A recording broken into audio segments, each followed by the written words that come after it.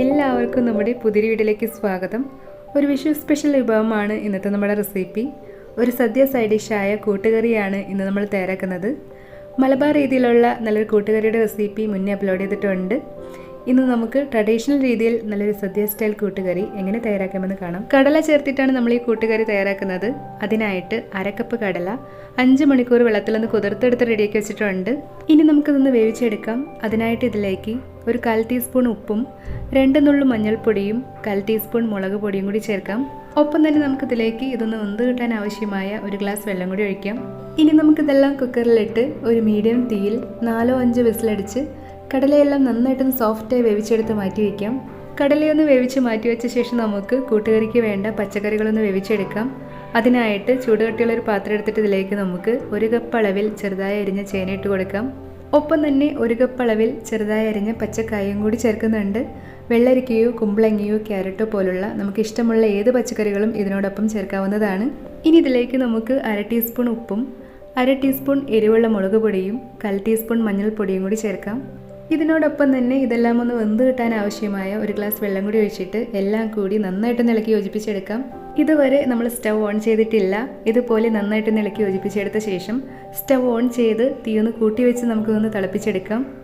തിളച്ചതിന് ശേഷം തീയൊന്ന് മീഡിയത്തിലാക്കി വെച്ച് മൂടി വെച്ച് പച്ചക്കറികൾ ഒരുപാട് വെന്തുടയാത്ത വിധത്തിൽ നമുക്കിതൊന്ന് വേവിച്ചെടുക്കാം. പച്ചക്കറികളൊന്ന് വെന്ത് വരുമ്പോഴേക്കും നമുക്ക് ഇതിലേക്ക് വേണ്ട തേങ്ങയൊന്ന് അരച്ചെടുക്കാം. കൂട്ടുകറിയിലേക്ക് തേങ്ങ കുറച്ചധികം ചേർക്കും. അതിനായിട്ട് മീഡിയം സൈസിലുള്ളൊരു തേങ്ങ മുഴുവനായിട്ടും ചിരകി എടുത്തിട്ടുണ്ട്.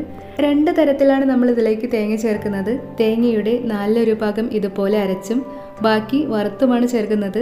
തേങ്ങയൊന്ന് അരച്ചെടുക്കാനായിട്ട് ചിരകിയെടുത്ത തേങ്ങയുടെ 4 ഭാഗം നമുക്കിതുപോലെ ഒരു മിക്സി ജാറിലേക്ക് ഇട്ട് കൊടുക്കാം. ഒപ്പം തന്നെ ഒരു 1/4 ടീസ്പൂൺ ചെറിയ ജീരകവും കൂടെ തന്നെ ഇതൊന്ന് അരഞ്ഞു കിട്ടാൻ ആവശ്യമായ 1 ഗ്ലാസ് വെള്ളം കൂടി ഒഴിച്ചിട്ട് നമുക്കിതൊന്ന് അരച്ചെടുത്തിട്ട് വരാം. ഒരുപാട് പേസ്റ്റ് പോലെ അരച്ചെടുക്കേണ്ട ആവശ്യമില്ല. ഇതുപോലെ ചെറിയ തരിയോടെ ഒന്ന് അരച്ചെടുത്തിട്ട് ഇത് നമുക്കൊരു സൈഡിലേക്ക് മാറ്റി വയ്ക്കാം. നമ്മൾ വേവിക്കാനായി വെച്ചിരിക്കുന്ന പച്ചക്കറികൾ അടി പിടിക്കാതിരിക്കാനായിട്ട് ഇടയ്ക്ക് 1-2 തവണ മൂടി തുറന്ന് ഇതുപോലെ ഒന്ന് ഇളക്കി കൊടുത്ത ശേഷം വീണ്ടും മൂടി വെച്ച് വേവിച്ചെടുക്കാം. അങ്ങനെ ഒരു 7 മിനിറ്റ് ആയപ്പോഴേക്കും നമ്മുടെ പച്ചക്കറികളെല്ലാം ഒരുപാട് വെന്തുടയാത്ത വിധത്തിൽ നന്നായിട്ടൊന്ന് സോഫ്റ്റായി വെന്ത് കിട്ടിയിട്ടുണ്ട്.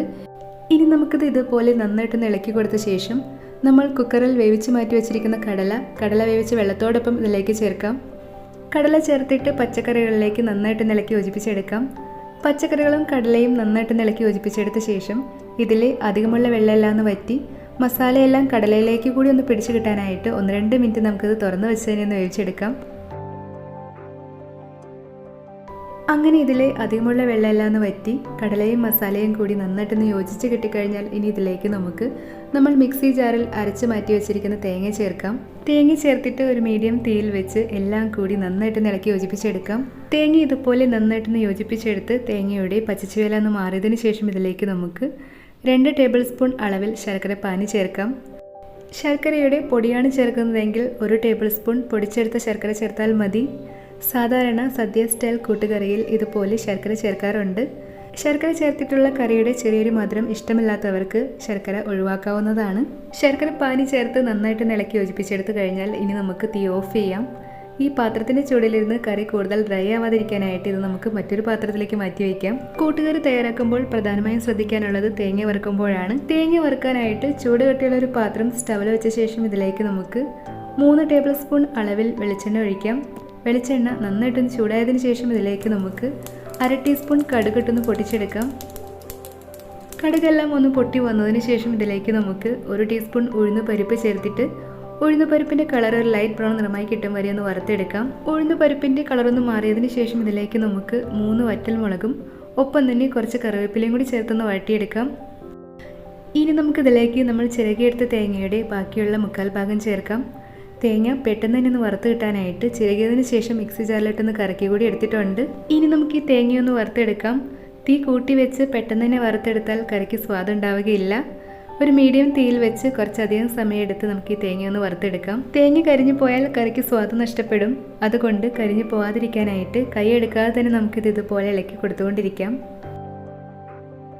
നമ്മൾ സാമ്പാറിനൊക്കെ വറുക്കുന്ന പോലെ ഒരു ലൈറ്റ് ബ്രൗൺ നിറമായിട്ടല്ല ഇത് നമുക്ക് കിട്ടേണ്ടത്. തീയലിനൊക്കെ വറുക്കുന്ന പോലെ ഇതുപോലെ ഒരു ഡാർക്ക് ബ്രൗൺ നിറമായിട്ടാണ്. ഇതുപോലെ നല്ലൊരു ഡാർക്ക് ബ്രൗൺ നിറമായി കിട്ടിക്കഴിഞ്ഞാൽ ഇനി നമുക്ക് തീ ഒന്ന് കുറച്ച് വെച്ച ശേഷം ഇതിലേക്ക് നമ്മൾ വേവിച്ച് മാറ്റി വെച്ചിരിക്കുന്ന കടലയും പച്ചക്കറികളും ചേർക്കാം. കടലയും പച്ചക്കറികളും ചേർത്തിട്ട് എല്ലാം കൂടി നന്നായിട്ട് ഇളക്കി യോജിപ്പിച്ചെടുക്കാം.